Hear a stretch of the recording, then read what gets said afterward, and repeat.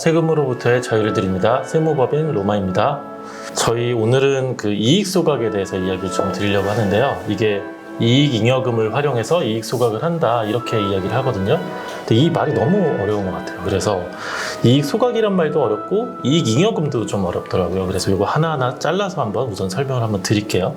그냥 단순하게 얘기하면 회사가 지금까지 벌어들인 이익에서 다 쓰고 남은 순이익을 말하거든요. 이게 순이익이랑 좀 차이가 있긴 한데 그럼 이제 대부분 이렇게 말씀을 하시더라고요. 우리 회사 통장에 이 이익만큼 없다. 돈이 없다. 이건 왜 그런 걸까? 많이 물어보시잖아요. 맞아요. 왜 그런 걸까요? 이게 사실은 실질적으로 저희가 이익잉여금이다 그리고 뭐 번 돈이다라고 말씀을 드리면은 대표님들이 말씀 주신 것처럼 나는 번 돈이 없는데 왜 이렇게 이익이 이렇게 남아있는 거냐라고 말씀하시잖아요. 이게 차이가 실질적으로 그 회계상으로 장부에서 계산한 이익잉여금이랑 실제로 번 돈이랑 차이가 있기 때문이에요. 그렇죠. 네. 그러니까 뭐 대표적인 차이가 뭐 세금 내는 거 이런 것들도 좀 있고 네. 그리고 이제 현금으로는 안 있고 이거 통장에는 없고 보통 자산으로 많이 가 있으니까 그리고 뭐 매출 채권 이런 것도 다 이제 이익으로 잡히긴 하니까 근데 이게 뭐 회사가 한 10년 정도 되면 이익잉여금이 막 몇십억씩 쌓이는 회사도 되게 많거든요. 그래서 사실은 법인에서 배당을 하거나 손실이 나야지 이 이익잉여금이 없어지는데 배당도 또 잘 안 하시니까 그쵸. 이게 좀 많이 쌓이긴 하더라고요. 그래서 우선은 이 이익잉여금을 활용해서 이익 소각을 한다 이런 이야기 드리고 근데 이 이익잉여금이 많으면 아주 안 좋다고 되게 겁을 많이 주거든요. 그러니까 실제로 그 무슨 컨설팅 하시는 분들은 이게 좀 뭐라 그러지? 자기들 컨셉인지 모르겠는데 이익잉여금 이렇게 많으면 어떻게 해요? 막 이렇게 하면서 엄청 겁을 주더라고요. 왜 많으면 안 좋죠? 이익잉여금이 많다는 거는 회사에 어쨌든 그 쌓여있는 자산이 규모가 크다는 얘기거든요. 그러면 주주의 자산이 되는 거니까 나중에 자산을 이제 이전할 때 증여나 상속할 때 또 세금 부담 부분이 있을 수 있고 또 하나는 이제 뭐 세무조사 타깃이 된다 이런 얘기도 있기는 한데 이건 뭐 무조건적인 거는 아니고요. 그냥 잉여금이 많이 이렇게 쌓여 있는데 회사에 이렇게 많은 돈을 중소기업에서 적절히 쓰지 않는 부분에 대해서 약간 의구심을 가질 수는 있다 정도로 좀 보시면 될 것 같아요. 이익잉여금이 많으면 주식 가치가 엄청 높게 이제 평가가 되기 때문에 사실은 다운시켜야 유리한 경우가 되게 많거든요. 예를 들어서 이익잉여금을 없애는 방법 중에 배당과 그 손실이 있다고 했는데 배당을 또 너무 많이 하면 소득세가 너무 많이 나오니까 그쵸. 저희가 사실 그런 솔루션 중에 아주 좋은 게 이익소각을 그래서 많이 활용을 하고 국세청 입장에서는 아주 마음에 안 들어해서 그래서 국세청에서는 이익소각을 한다 그러면 소송을 하고 조사를 해가지고 막 과세를 막 시켰죠. 그래서 저희가 그 리스크를 또 하나씩 좀 집어드릴게요. 실제 이제 대법원 판례가 나온 게 있었어요. 그래서 장재견 세무사님이 국세청 입장을 한번 해주시고 네, 안영준 세무사님은 납세자 입장으로 해서 이익소각이 어떤 이슈가 있었는지 한번 쉽게 한번 볼게요. 우선은 이익 소각에 대해서 개괄적으로 좀 말씀을 드렸는데 처음에 그 대표님이 가지고 있는 회사의 주식이 있을 겁니다. 그 주식을 배우자님한테 증여를 하는 겁니다. 근데 증여를 할 때 그 배우자에 대해서 증여공제를 받을 수 있는 금액이 있는데 그 금액이 6억입니다. 그래서 그 10년 동안 6억을 무료로 공제를 받을 수 있기 때문에 세금 없이 6억을 주식을 증여를 하는 겁니다. 그럼 증여세가 나오지가 않겠죠. 근데 그 상태에서 배우자님이 이렇게 증여받은 주식을 다시 소각을 하는 겁니다. 법인에다가 그 주식을 양도하고 그걸 바로 소각하면 그 금액에 대해서도 6억이 대가를 받으면 그 취득가액을 또 빼주기 때문에 거기에 대해서는 배당의 과세가 되지 않는 거예요. 즉 여기서 계산을 해보면 세금이 나올 여지가 있는 건 딱 두 구간입니다. 처음에 증여받을 때 증여세가 과세가 될 여지가 있고 그 배우자님이 받으셨던 주식을 소각할 때 배당소득세가 과세가 될 여지가 있어요. 근데 이 두 부분 다 적법적인 이 합법적인 절차 안에서 과세가 되지 않게 만드는 것이 이익소각이라는 제도입니다. 그러면 이제 국세청은 또 뭐라고 하죠, 이제? 근데 국세청 입장에서는 사실 굉장히 언짢죠. 왜냐하면 중간에 배우자한테 이익을 증여한 거래를 딱 빼면 본인의 주식을 회사에게 양도를 하고 소각한 대가를 본인이 받게 되면은 거기에 대해서 의제배당으로 과세를 할 수가 있거든요. 근데 이거를 단순히 중간에 거래를 배우자 증여를 하나 끼워 넣음으로 인해서 세금 없이 6억이라는 자산이 그냥 이전이 되는 그런 케이스가 돼버렸기 때문에 그냥 아내를 끼워넣은 거래는 명목상일 뿐인 거고 실제로는 남편이 회사에 직접 주식을 팔고 돈을 받은 것이 아니냐. 그러니까 의제배당 소득세를 내야 된다. 이렇게 해서 사실은 종합소득세를 과세를 했죠. 그러니까 뭐 한마디로 말하면 국세청 마음에 안 든다는 거죠. 그렇죠. 돈은 법인에서 왕창 빼놓고 왜 세금 안 내냐. 돈만 빼갖고 세금도 안 내고 국세청 입장에서는 좀 짜증이 난다. 또 그럼 다시 납세자가 또 할 말이 많지 않나요?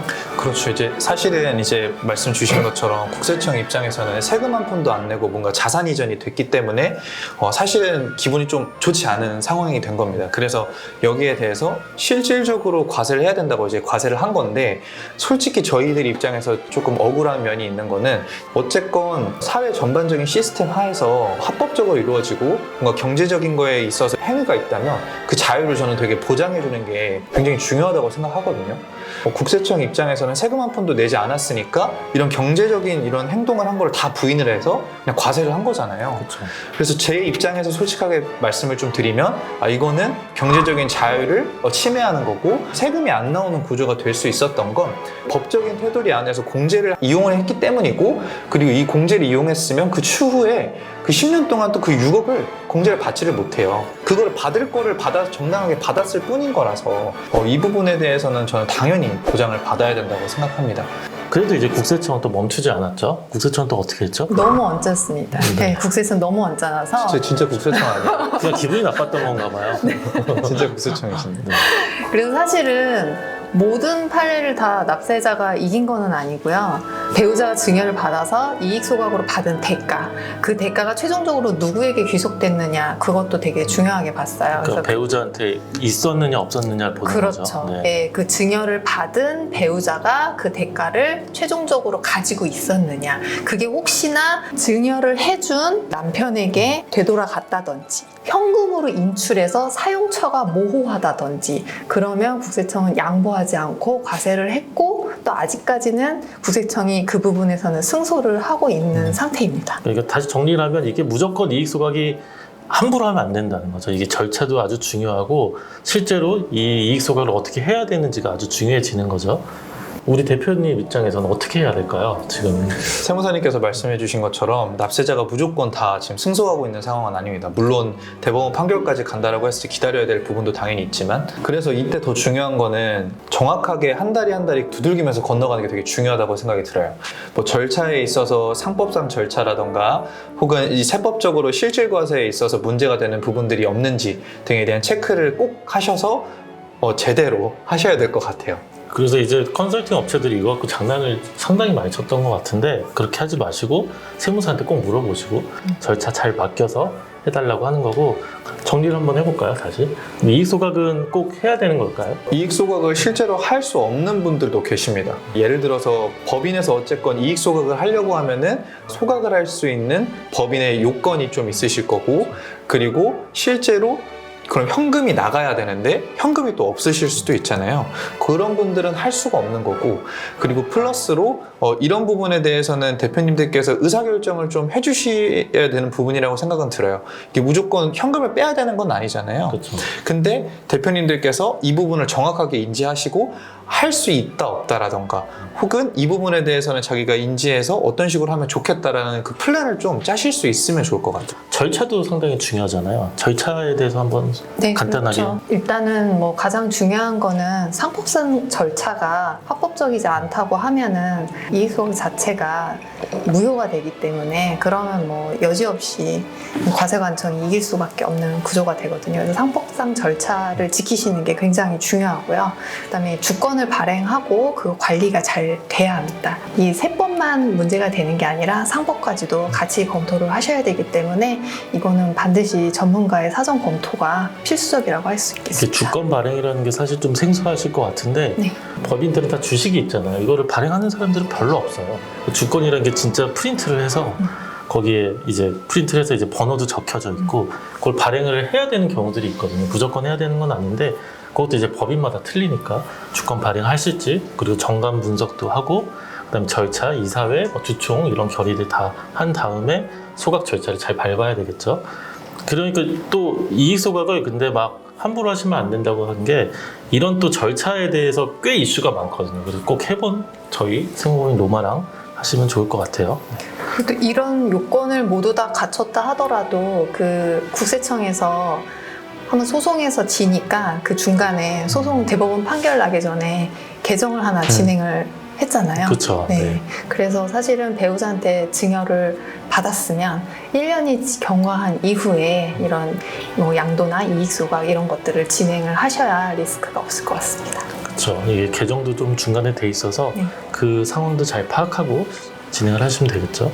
네, 오늘 말씀드린 이익 소각이라는 게 좀 어려운 주제긴 한데 하시면 상당히 좋긴 하거든요. 주위에 이걸 꼭 하셨는지 세무사들, 전문가들 잘 알아보시고 미팅을 한번 해보시면 아실 거예요. 이익 소각 어떻게 잘 활용 한번 해보시면 좋을 것 같고 꼭 주위에 많이 알아보시고 이제 진행하시면 좋을 것 같아요.